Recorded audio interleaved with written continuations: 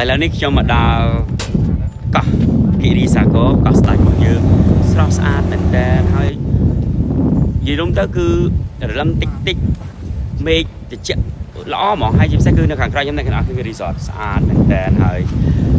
ឃើញតែគេផុសឃើញតែគេនិយាយឥឡូវមកដល់ផ្ទាល់គឺស្អាតអញ្ចឹងខ្ញុំចង់ឲ្យអ្នកនរគ្នាមកលេងនៅកោះស្ដេចដើម្បី support ដើម្បីជួយគ្រប់គ្រងកោះស្ដេចរបស់យើងហើយជាពិសេសមកទស្សនាដើម្បីដាត់យកភាពល្អហើយជាពិសេសគឺ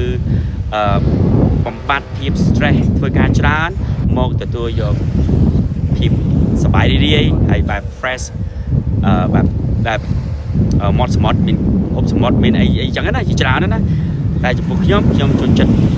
កោះកម្ពុជាយើងមែនតើស្អាតមែនតើ beautiful islands called Koh Sadaj in Koh Kong.